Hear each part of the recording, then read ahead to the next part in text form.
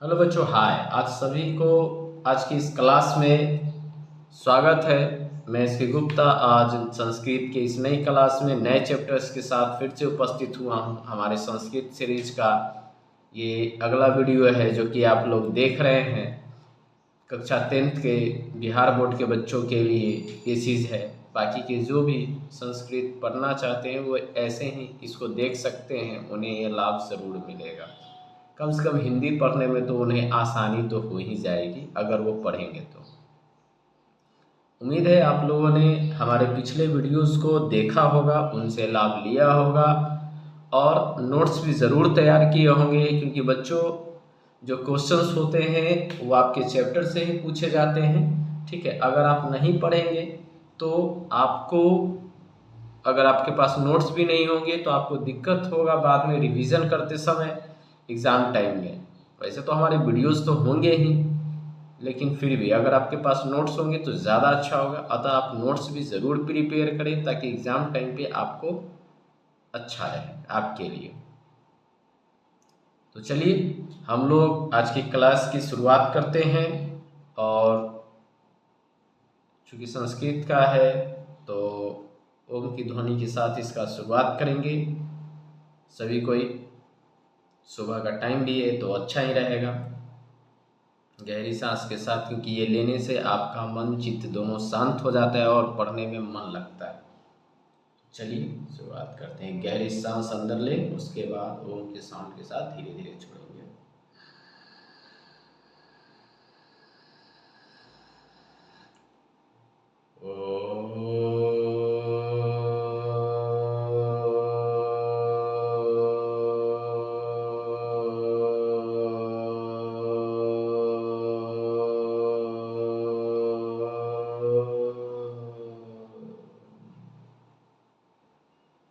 तो चलिए हम अपने पाठ की शुरुआत करते हैं। आज का हमारा पाठ है पंचमः पाठः, अर्थात हमारे इस बुक का 5वां पाठ है जो प्यूसम चल रहा है, उसका ये 5वां पाठ है, जिसमें भारत महिमा इस पाठ का नाम दिया गया है।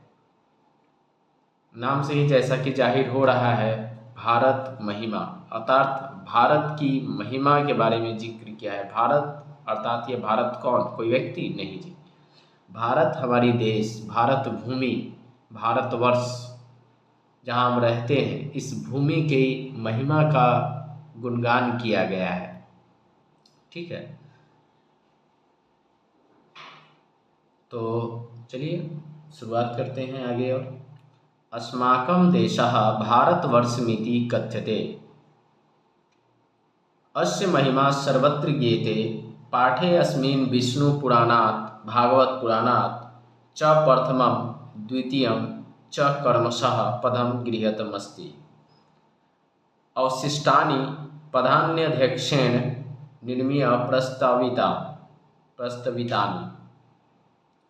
भारतं प्रति भक्तिरस्माकं कर्तव्यरूपेण वर्तते। अर्थात कहता है, अस्माकं मतलब हमारा होता है, देशः भारतवर्षमिति कथ्यते, हमारा देश भारत वर्ष के नाम से जाना जाता है। कथ्यते मतलब कहा जाता है, जाना जाता है, जो आप कह सके। तो हमारा देश भारतवर्ष के नाम से जाना जाता है। अस मतलब इसका या इसकी होता है। ठीक है, तो अस्य महिमा सर्वत्र ज्ञेयते, इसकी महिमा चारों तरफ गाई जाती है। पाठे अस्मिन् विष्णु पुराणात्, अर्थात इस पाठ में विष्णु पुराण भागवत पुराण से क्रमशः प्रथम और द्वितीय श्लोकों को लिया गया है। ठीक है, गृहीतम अस्ति अर्थात लिया गया। ठीक है, अवशिष्टानि पदाक्षेण निर्मीयन निर्मीय प्रस्तावितानि, अर्थात कह रहा है कि जो बाकी के श्लोक बचे हुए हैं वो निर्मित किए गए हैं और इसमें शामिल किए गए हैं। भारतम प्रति भक्तिरस्माकं कर्तव्य रूपेण वर्तते, अर्थात कहता है कि भारत के प्रति हमारी भक्ति जो है कर्तव्य है। ठीक है, भारत के प्रति हमारा जो देशभक्ति है वो एक कर्तव्य के रूप में है। हम सभी को अपने देश से प्यार करना चाहिए, ऐसा यहाँ पे कहा गया है।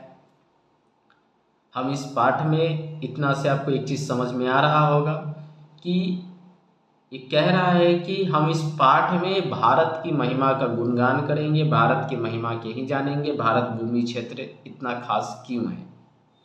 वैसे तो हम लोग खुद भी भारतवासी हैं तो हमें तो पता ही है, लेकिन फिर भी एज अ चूँकि हमारे सिलेबस में है तो इसको पढ़ना ही पड़ेगा। तो पहला क्वेश्चन यहाँ पे पूछा जाएगा कि किसकी महिमा सर्वत्र गाई जाती है। तो भारत भूमि की, भारतवर्ष मिति की, ऐसा क्वेश्चन पूछा जाएगा। ये पहला क्वेश्चन है, ठीक है। इसमें श्लोकों को कहाँ से लिया गया है, तो विष्णु पुराण और भागवत पुराण से लिया गया है, ठीक है।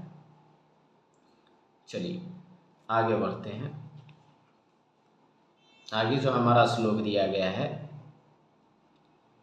गायन्ति देवाः किल गीतकानि धन्यास्तु ते भारत भूमि भागे स्वर्गापवर्गास्पदमार्गे भूते भवन्ति भूयः पुरुषासुरत्वात्।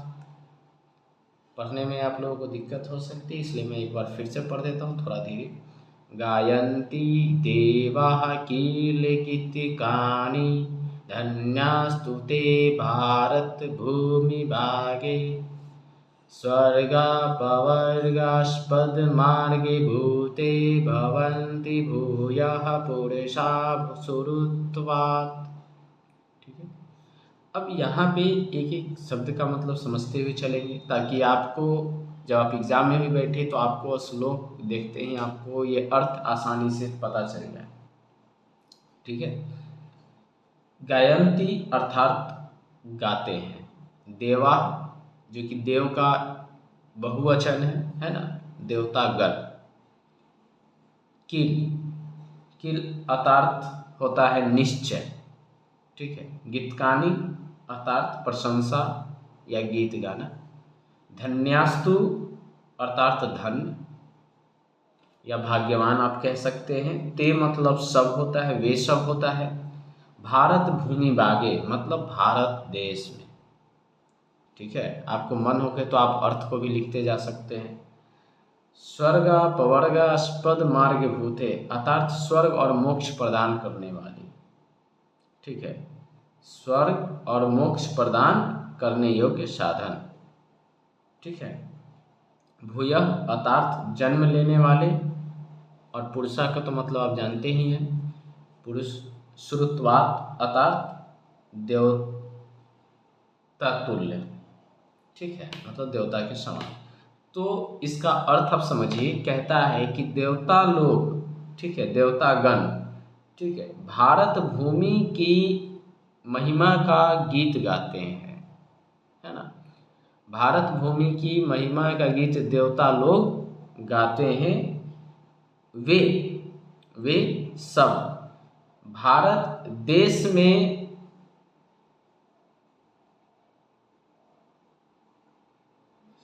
वे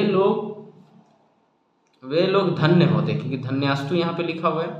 वे लोग धन्य होते हैं जो भारत भूमि में जन्म लेते हैं, ठीक है, भारत भूमि में जन्म लेते हैं, ठीक है। उन्हें यह भूमि स्वर्ग और मोक्ष प्रदान करने योग्य स्वरूप है, ठीक है। और इस भूमि पर जन्म लेने वाले, ठीक है, इसीलिए इस भूमि पर जन्म लेने वाले जो पुरुष है, जो लोग हैं, देवता तुल्य समझा जाता है, कहा जाता है। अर्थात इसका अगर हम अर्थ समझे पूरी तरह से, एक बार में अगर आप लोग लिखना चाहते हो तो लिख सकते हो। भारत भूमि की महिमा का गुणगान देवता भी करते हैं। भारत भूमि की महिमा का गुणगान देवता भी करते हैं, ठीक है। वे लोग जिनका जन्म भारत में हुआ, ठीक है, वे लोग जिनका जन्म भारत देश में होता है, वे धन्य हैं। क्या है? वे धन्य हैं। स्वर्ग और मोक्ष प्रदान करने वाली यह भूमि स्वरूप है, अर्थात इस भूमि पर जन्म लेने वाले लोग स्वर्ग और मोक्ष को प्राप्त करते हैं। इसलिए इस भूमि पर जन्म लेने वाले देवता तुल्य हैं, इस भूमि पर जन्म लेने वाले क्या है, देवता तुल्य माने जाते हैं। ठीक है, यहाँ से क्वेश्चन होगा, पहले ध्यान से समझिए। अर्थात यह श्लोक कहता है कि भारत भूमि का जो गुणगान है देवता लोग भी करते हैं और इस भूमि पर जन्म लेने वाले लोग धन्य हैं। ठीक है, तथा यह भूमि स्वर्ग एवं मोक्ष प्रदान करने वाली है, अतः इस भूमि पर जन्म लेने वाले लोग देवता तुल्य माने जाते हैं। ठीक है, यही इस पूरे का अर्थ हुआ। तो आप लोग बड़े ध्यान से सुन के अच्छे से लिख लीजिएगा ताकि आपको एग्जाम टाइम में प्रॉब्लम ना हो। आगे देखते हैं। अहो अमीषाम कीमिकारी शोभिनम प्रसन्न एषां स्ववितं स्वयं हरिः यर्जन्म स्लविदं निरिषो भारतजिरे मुकुंद सेवोपैकं स्पृहाहीनः।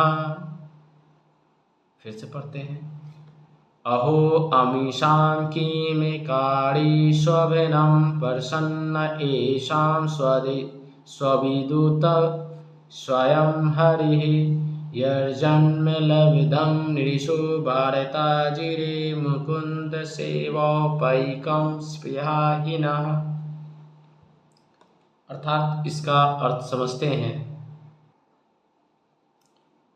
अहो का मतलब है अरे, अमीषाम उनका, किमकारी, किम प्लस आकारी, किम मतलब क्या, आकारी मतलब किया गया, शोभनम मतलब सुंदर, प्रसन्न मतलब प्रसन्न ही होता है, एशाम मतलब होता है इनका, स्वविदुत अर्थात अथवा, हरि मतलब भगवान, स्वयं का तो समझते ही खुद होता है, यह का मतलब है जिनके द्वारा, जन्म।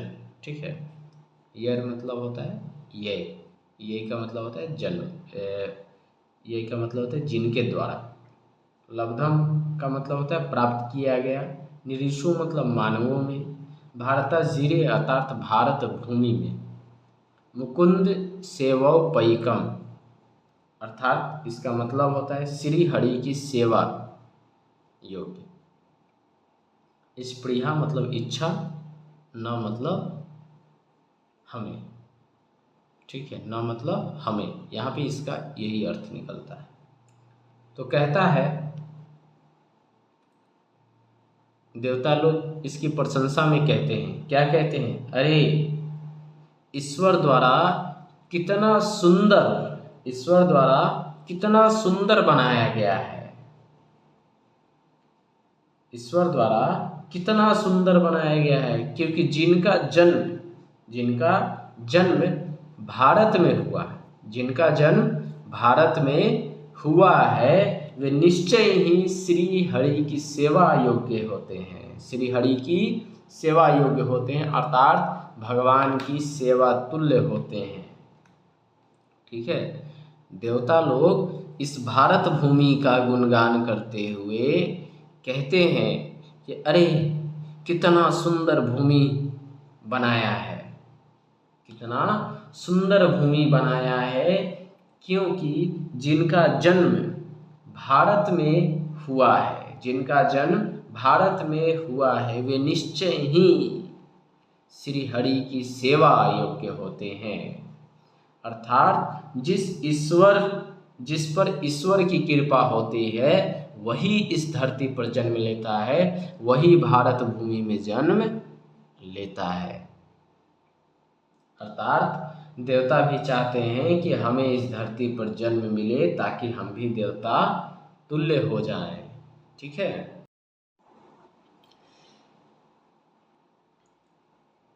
अर्थात देवता इस भारत भूमि का गुणगान करते, इस पूरे अगर मैं बात करूँ इतना दूर में, तो इसमें कहा गया है कि देवता लोग इस भारत भूमि के बारे में गुणगान करते हुए कहते हैं कि पहला में क्या कहा था, मैंने क्या बताया था, मैंने बताया था कि देवता लोग भारत भूमि का गुणगान करते हुए कहते हैं कि वे लोग धन्य हैं जिनका जन्म इस देश में हुआ, भारत भूमि में हुआ, वे स्वर्ग और मोक्ष प्रदान करने वाले भूमि पर जन्म लिए हैं, क्योंकि यह देश स्वर्ग और मोक्ष प्रदान करने वाली है।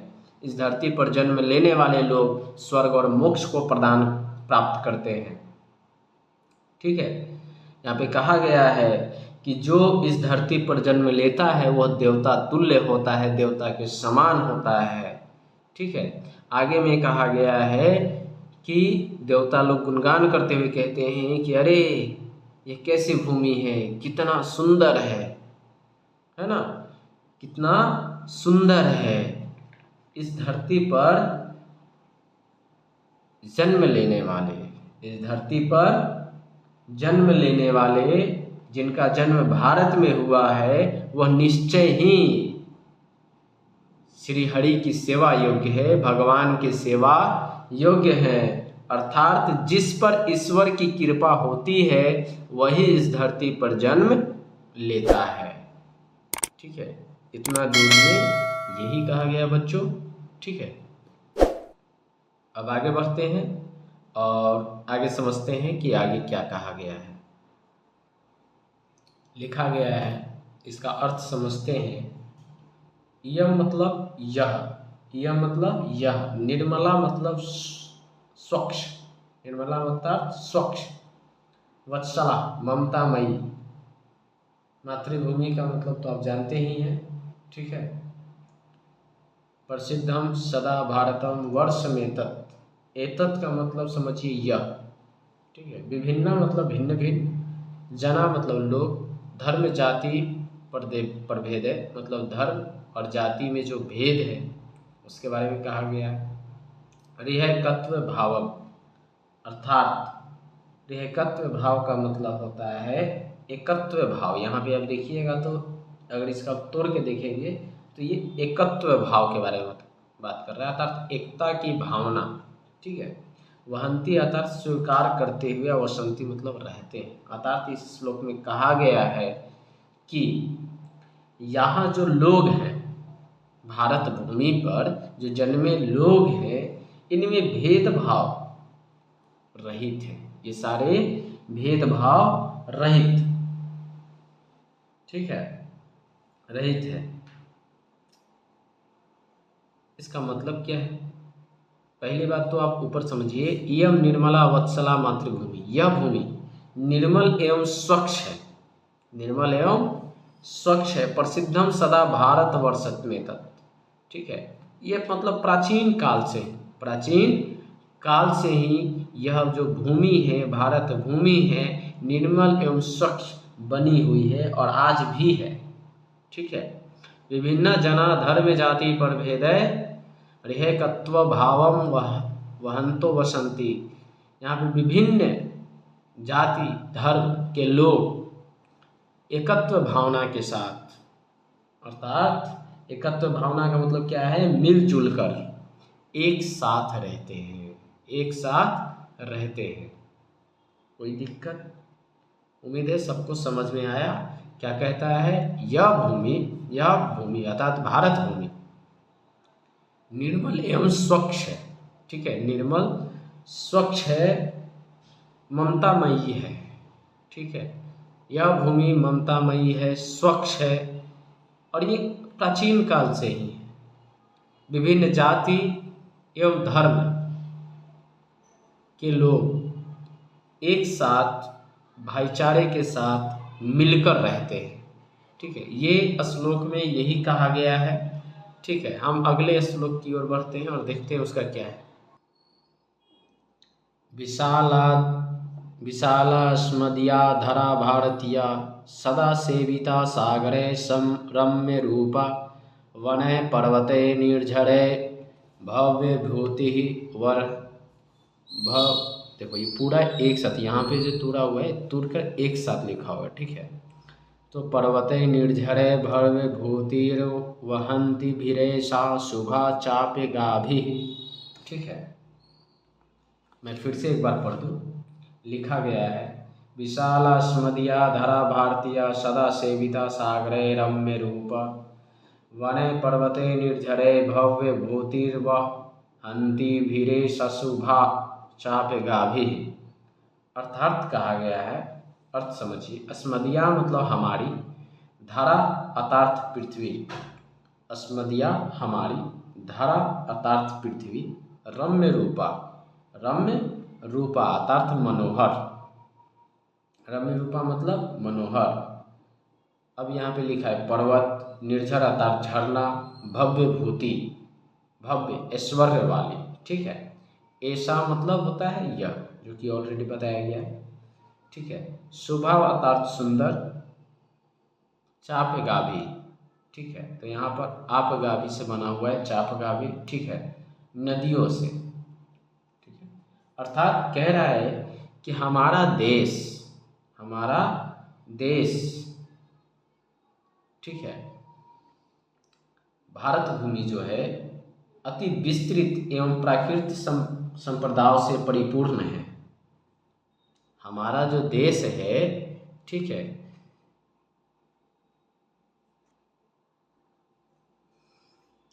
विशाला अस्मदिया धरा भारतीय, अर्थात कहता है कि जो भारतीय धरती जो है, पृथ्वी है, भारत की जो भूमि है, यह अति विस्तृत एवं विशाल है, प्राकृतिक संपदाओं से परिपूर्ण है, सदा सेविता सागरे रम्य रूपा, इसके तीनों तरफ सागर लहराता रहता है, इसके तीनों तरफ मतलब सदा, इसके चारों तरफ, या सदा आप कह सकते हो, सदा जाहिर सी बात है, भारत है तो 3 भाग में भूमि है, तो कहता है इसके तीनों तरफ सागर लहराता रहता है, ठीक है, जो कि एक सुंदर छटा प्रस्तुत करती है, रम्य रूप है, ठीक है।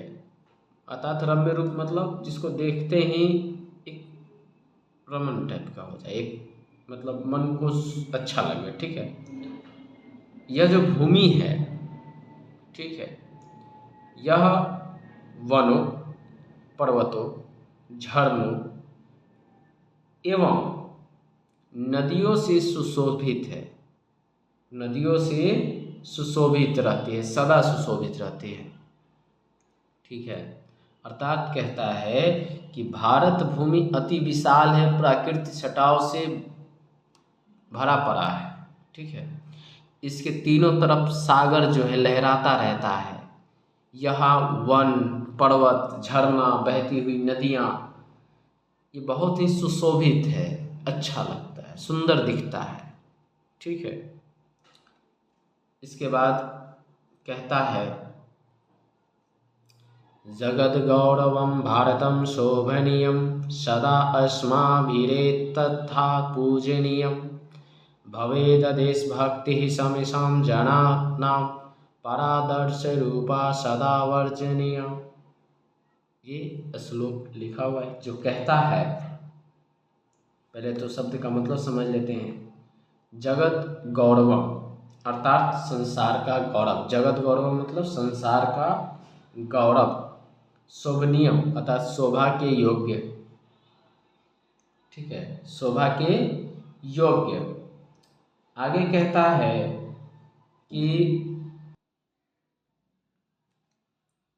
है कि यह भारत देश हमारा पूजनीय तथा शोभनीय सदा विश्व गौरव रहे।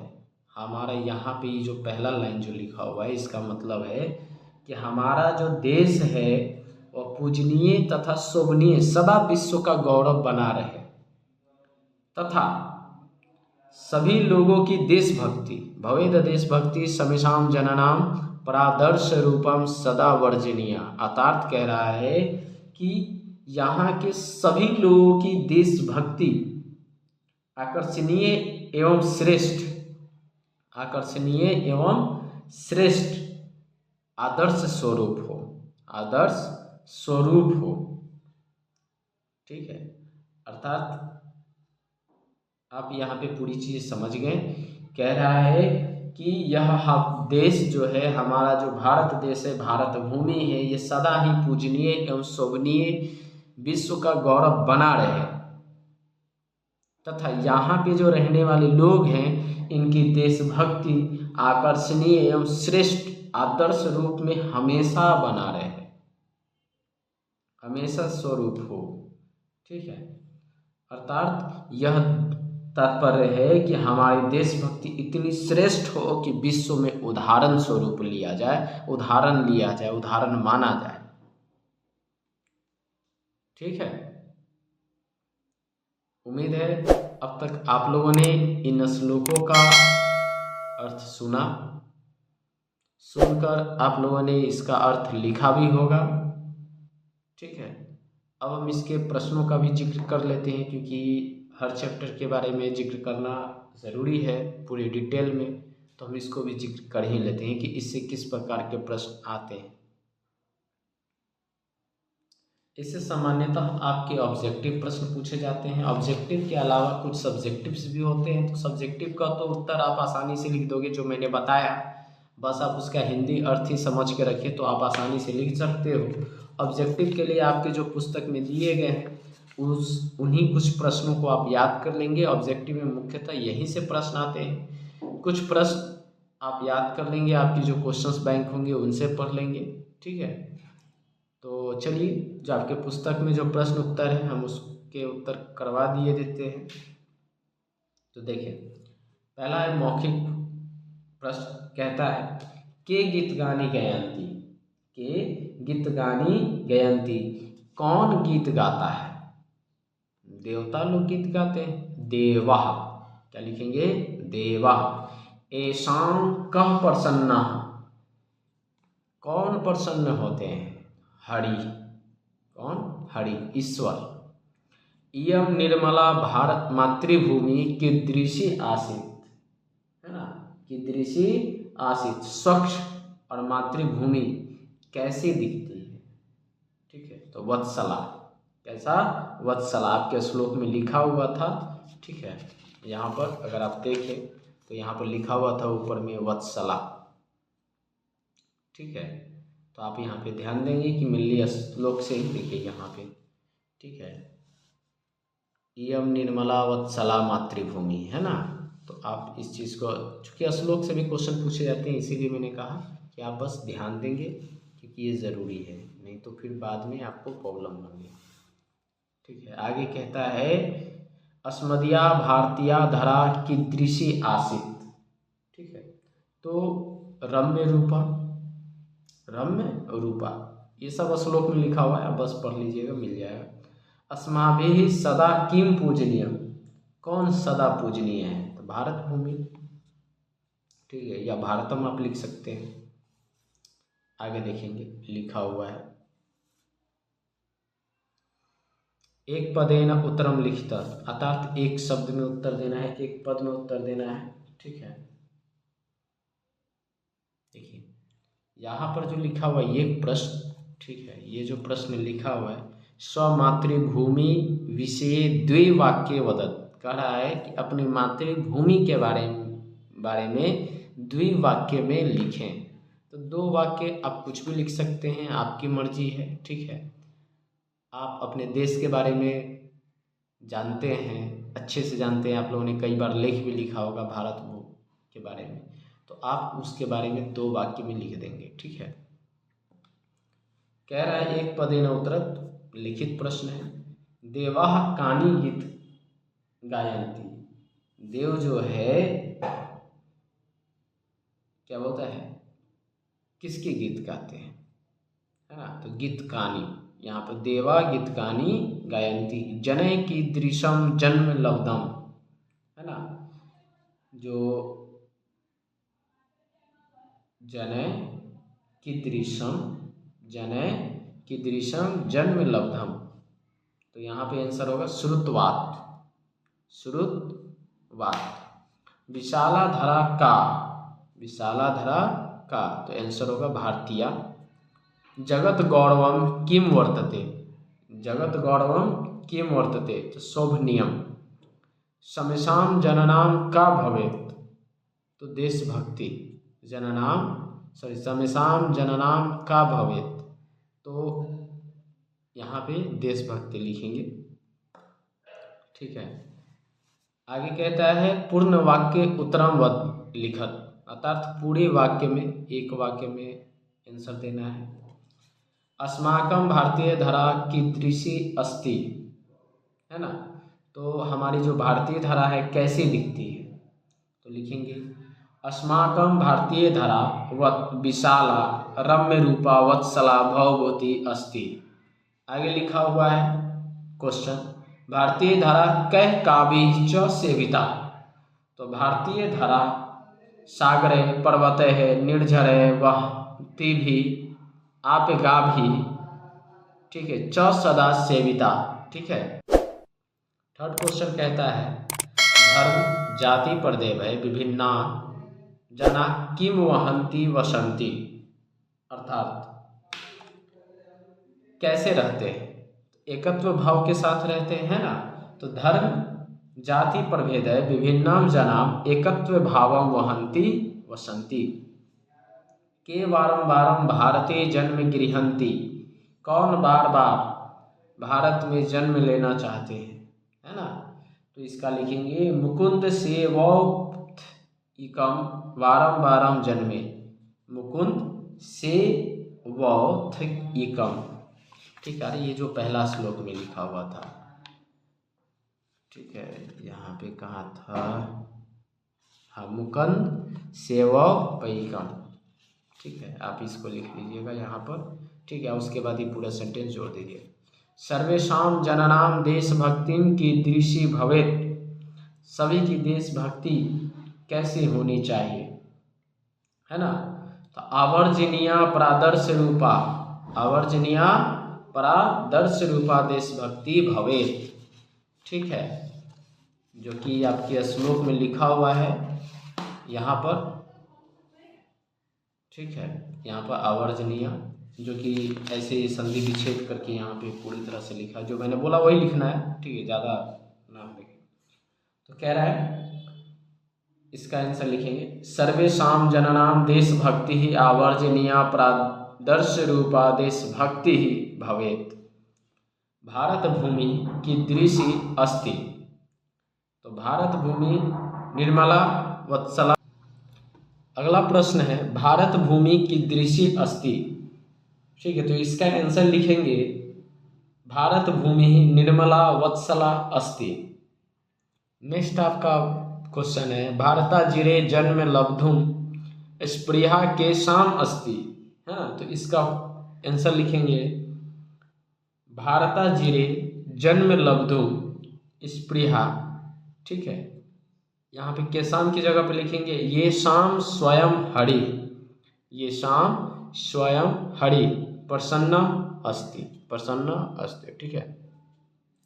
तो ये रहा आपका भारत महिमा पाठ का पूरा हिंदी अनुवाद के साथ साथ आपका प्रश्न उत्तर भी हो गया, ठीक है। इसके साथ साथ आपके प्रश्न पूछेंगे एग्जाम में कि भारत महिमा पाठ का संक्षिप्त वर्णन करें या भारत भूमि कैसी है, भारत भूमि की विशेषताओं के बारे में बात करें, यहाँ के लोगों की विशेषताओं के बारे में बात करें, या देवता लोग भारत भूमि के बारे में किस तरह का गुणगान करते हैं इसके बारे में लिखने को कह सकता है, ठीक है। तो आप क्या करेंगे, इन सब का रिवीजन कर लेंगे। भाई की उम्मीद है आप लोग वीडियो के अंत तक पहुँच गए हैं और आप लोगों को धन्यवाद। फिर अगले वीडियो में मिलेंगे नेक्स्ट टॉपिक के साथ, नेक्स्ट चैप्टर के साथ।